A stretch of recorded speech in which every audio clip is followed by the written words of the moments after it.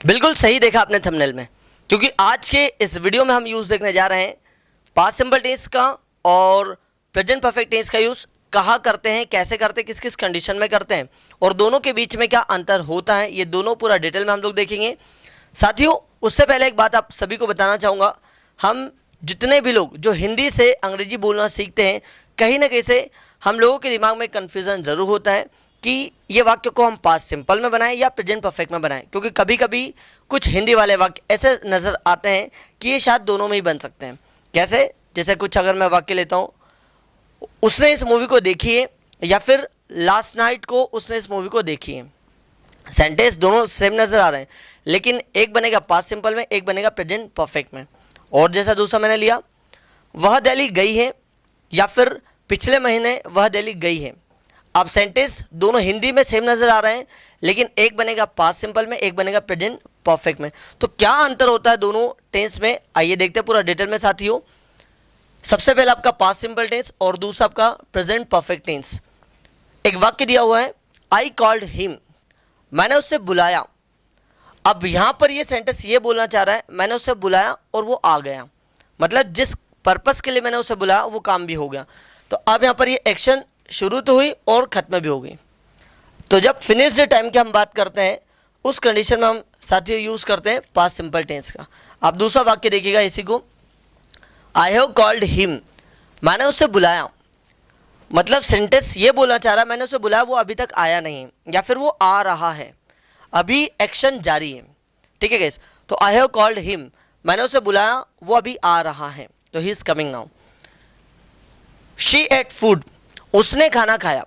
She ate food, उसने खाना खाया। अब वो ये बोलना चाह रहा, उसने एक समय पे खाना खाया, अब उसे भूख है और वो खाना खाना चाहती है। तो she ate food and now she is hungry and she wants to eat food. ठीक है, तो अभी एक्शन गाइस शुरू हुई और खत्म हो गई। लेकिन यहाँ पर देखिएगा, शी हैज़ ईटन फूड, वह खाना खा चुकी है। अब इसका मतलब यहाँ पर यह बताना चाह रहा है कि कोई एक्शन शुरू हुई है और अभी भी उसका प्रभाव है, मतलब अभी उसे भूख नहीं है, क्योंकि अभी तो खाना खाया है। तो she has eaten food and now she is not hungry, that's why she is not eating food. ठीक है, तो उसने अभी खाना खाया है, इसीलिए वो भूखी नहीं है और वो खाना नहीं खा रही है। अगला देखिएगा, दे वेंट टू दिल्ली, वे दिल्ली गए। अब इसका मतलब ये बताना चाह रहे हैं कि वो दिल्ली गए थे और वापस आ गए, मतलब एक्शन शुरू हुई थी और ख़त्म भी हो गई। लेकिन यहाँ पर देखिएगा, they have gone to Delhi, वे दिल्ली गए हैं, मतलब अभी तक दिल्ली से वापस नहीं आए हैं, तो उनका प्रभाव अभी भी है, एक्शन का प्रभाव अभी भी है।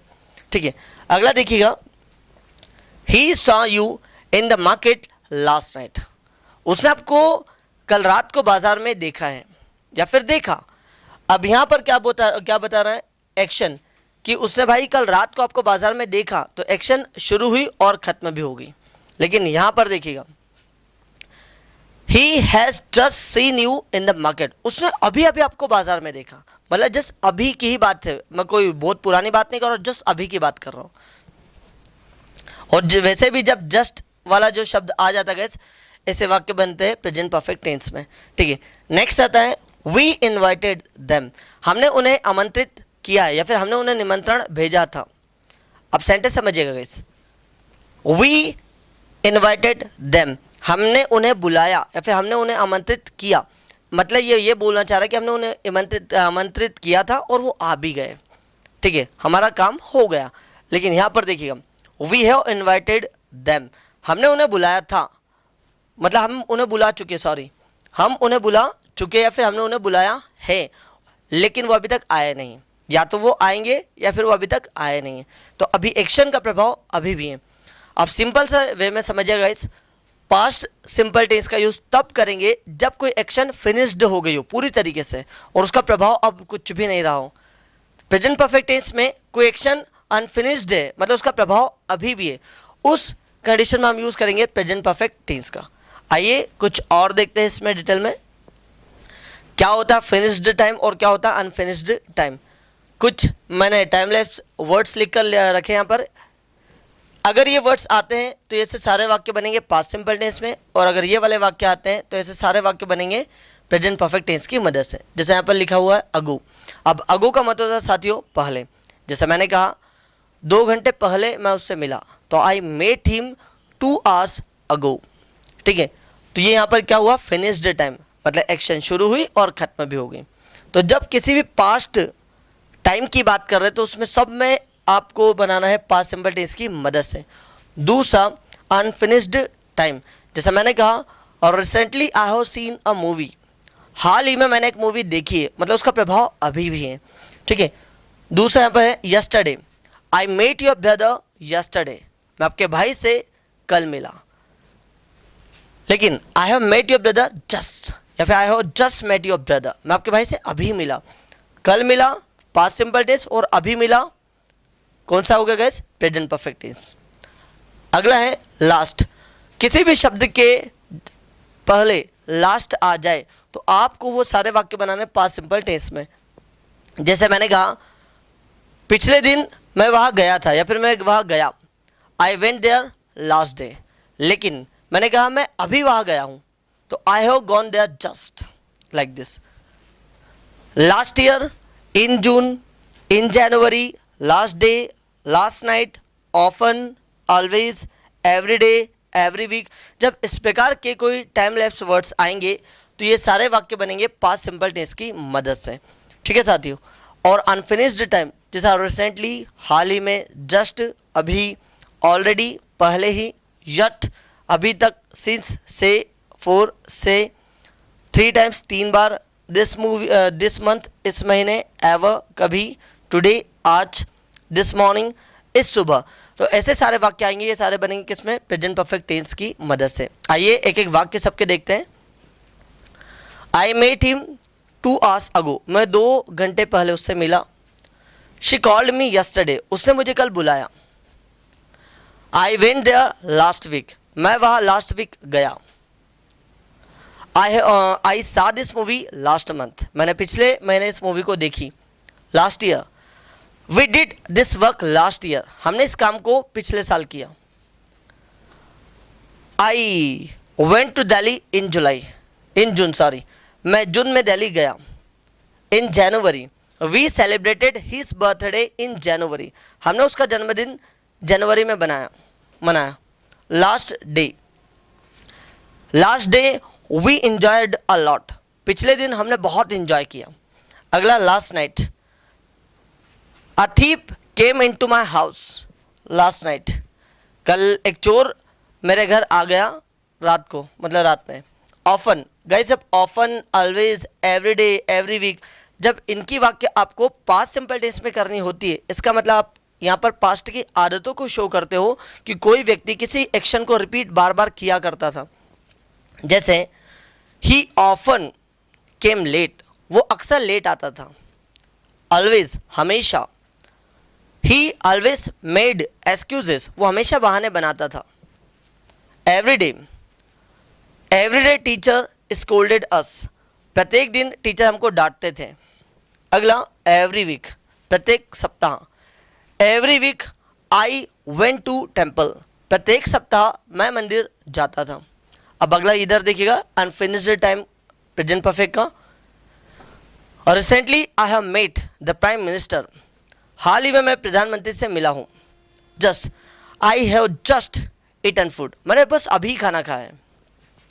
Already she has done her work, या फिर she has already done her work, उसने उसका काम पहले ही कर लिया, अब उसको बताने की आवश्यकता नहीं और करने की आवश्यकता नहीं। और गाइस जो यट वाला शब्द आता है इसका मतलब होता है अभी तक, लेकिन ये नेगेटिव जब वाक्य बनाएंगे तब ये यूज़ होता है। जैसे father has not reached Delhi yet, पापा अभी तक दिल्ली नहीं पहुँचे, मतलब ऑन द वे है। ठीक है, I have not eaten food yet, मैंने अभी तक खाना नहीं खाया है। नेक्स्ट आता है आपका सिंस का मतलब होता है सेम।